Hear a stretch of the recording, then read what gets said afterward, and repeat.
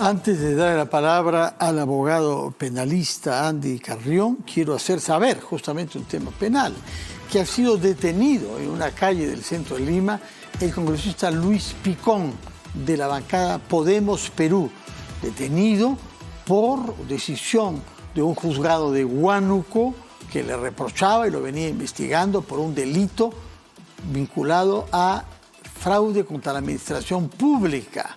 El señor Picón habría cometido hechos ilegales antes de ser elegido congresista en razón de lo que no cuenta con ninguna inmunidad. Ha sido trasladada a una sede policial tal y como requería la justicia de Huánuco.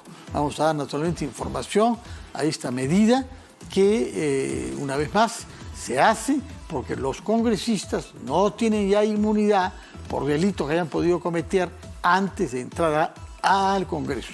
Ahora sí saludamos al doctor Andy Carrión. Muy buenas noches. Muy buenas noches, Fernando. Un gusto estar en tu programa. ¿No le sorprende que se tenga a un congresista en la vía pública? ¿Ah? Ya nada sorprende, Fernando. Hemos visto ya todos los congresistas que al día de hoy no solamente tienen antecedentes, sino que además se encuentran investigados, ¿no? Han hecho antes una estadística que alrededor del 80% de congresistas estaría vinculado a alguna investigación. Ay, sí, y no, esto cabrón. Naturalmente no sorprende, más aún cuando tenemos el antecedente también de la tercera vicepresidenta del Congreso de la República, que también está ahora mismo ya siendo investigada en la Comisión de Ética. Bueno, lo que sí sorprende es la modificación de un artículo penal para, desde ahora, sancionar con 30 años de cárcel a quienes roben un celular, lo cual significa una pena mayor que matar a una persona. Explíquenos, ¿cuál es la lógica de quienes han concebido esta ley? ¿En qué nivel está esta ley ahora? Es que yo creo que más bien no hay lógica, Fernando, porque si uno atiende a la proporcionalidad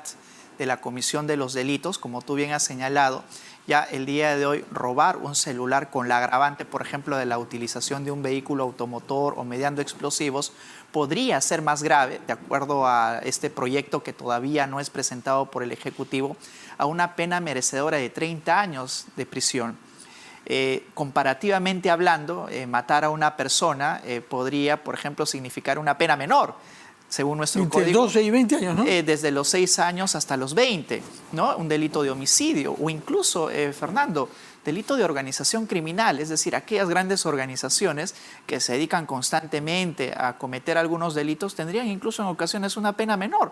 Puede llegar hasta los 15 años, por ejemplo, organización criminal, y vemos que el hecho de ahora penar con 30 años como máximo con la agravante de la utilización de un vehículo automotor o un explosivo es absolutamente desproporcional. Entiendo que el Ejecutivo, en base a esta delegación que le ha otorgado el Poder Legislativo, está tratando de realizar un control de la criminalidad. El problema es de que están enfocando únicamente, Fernando, a ese control de la criminalidad, o bien incrementando excesivamente las penas, o bien estableciendo medidas de emergencia como las que estamos apreciando en diversos distritos de nuestra capital. Y eso definitivamente no significa que vayan a solucionar el problema de la criminalidad.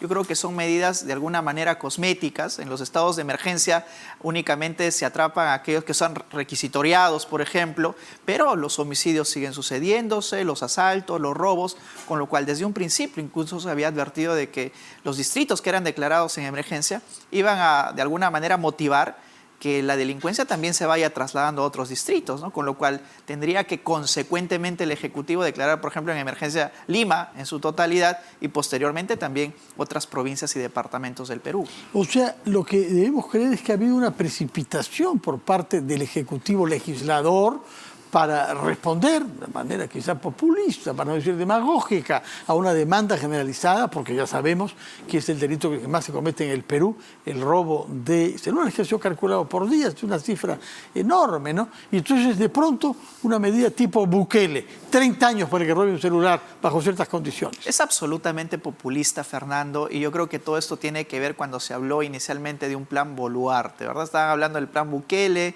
salieron a hablar del plan Boluarte y resulta que ese plan Boluarte es un plan sin brújula, porque en rigor no existe un plan estratificado de cómo realmente se va a luchar contra la criminalidad.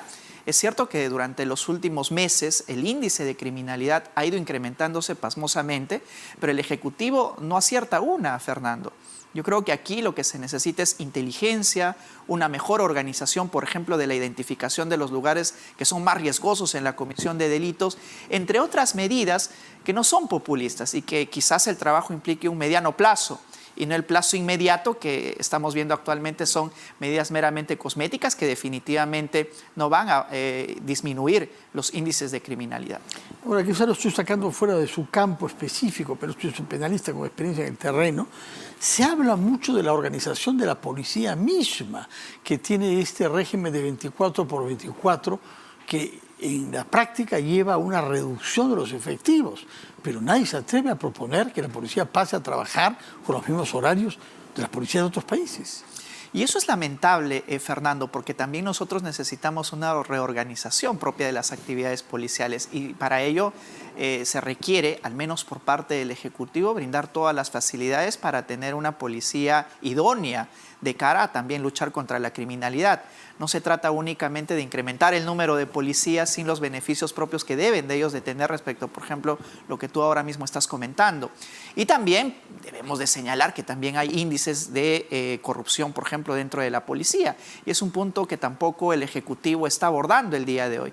Y yo creo que las medidas populistas que está tomando no están realmente identificando el problema.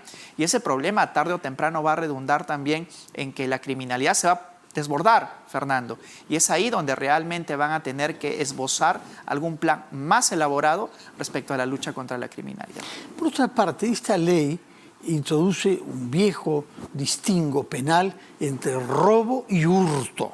Para el que no es un abogado penalista, para que no esté entrenado, es lo mismo, pero no lo es. Explíquenos, por favor, técnicamente qué diferencia hay. No es lo mismo. El hurto simplemente es la desposesión de un determinado bien. Sin embargo, en el robo entra una variable adicional, que es el ejercicio de la violencia, ¿no? La violencia puede ser sobre el objeto o la violencia también puede ser ejercida sobre la persona. Y esa violencia es la que distingue precisamente entre el hurto y el robo. Y ahora estamos también ya incorporando, digamos, el robo dentro de estos delitos de robos de celulares. Y me parece inverosímil de que nos vayamos a las penas de 30 años, Fernando, con lo cual ya uno pierde la proporcionalidad propia de las otras penas. Pero por robo, no por hurto. Es por robo, no es por hurto, y robo implica la violencia que ejerce el autor sobre la persona, generalmente. Y el hurto sería si yo le sustraigo sin que usted se dé cuenta. Y sin ejercicio de la violencia. Lo deja olvidado en la sala de baño, por ejemplo, yo me lo agarro. Claro, o cuando le quitan el monedero o la billetera astucia, sin que usted, digamos, se dé cuenta de ello y sin ejercer violencia sobre la persona. Ojalá que no me pase eso, porque no darme cuenta que me están robando. Bueno, aprovecho de su presencia para preguntarle otro tema que tiene que ver con el procedimiento. En el juicio que se le está llevando al expresidente Alejandro Toledo, que tiene importancia porque si hay una condena, sería la primera condena importante. En el caso de Lava Jato, estamos a la espera de eso, ¿no? El señor Toledo ha pedido estar físicamente presente en las audiencias, es decir, que lo lleven de las DIROES donde se encuentra a la sala.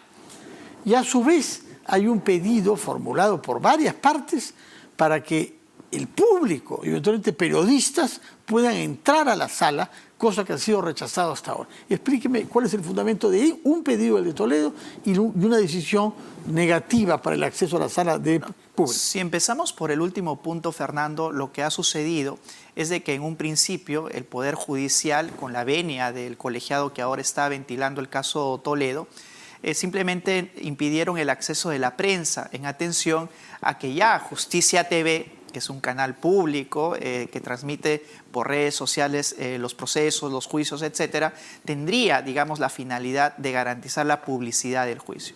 Sin embargo, lo que hizo el fiscal José Domingo Pérez es de que el colegiado se pronuncie de manera real y efectiva sobre este pedido y no un pronunciamiento general del Poder Judicial.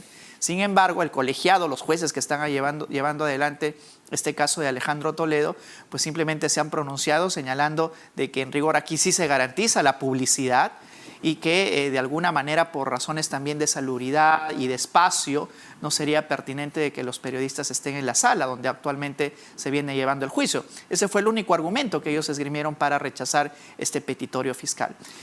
¿Y respecto del público presente? Bueno, y respecto del público presente, pues en rigor todos tenemos derecho también a estar presentes. Se hace justicia en nombre del pueblo peruano, ¿no? Claro que sí. Sería chocante que el pueblo peruano no pueda estar presente. No puede estar presente, pero yo creo que el único argumento que ante ellos están esgrimiendo, Fernando, es cuestión de espacio. Y claro, hemos visto también que la sala donde se está llevando el juicio es un espacio pequeño. En rigor, lo cual sorprende cuando se trata de un expresidente, ¿no? Se trata de un expresidente y ahí viene también tu otra pregunta, Fernando, del por qué Alejandro Toledo no está presente en las audiencias. Aquí debemos de entender de que desde que se ha instalado ya la virtualidad dentro de los juicios y procesos penales, ha habido cierta facilidad para que estos se lleven de manera virtual, ¿no? Por ejemplo, hay muchos juicios en los cuales las personas que son enjuiciadas no necesariamente tienen que estar presentes. Esto lo implantó la pandemia. Sin embargo, es algo contradictorio señalarlo respecto a Alejandro Toledo porque previamente hubo un proceso de extradición y lo que se alegó en el proceso de extradición es que la justicia peruana requería la presencia de Alejandro Toledo para que enfrente este juicio.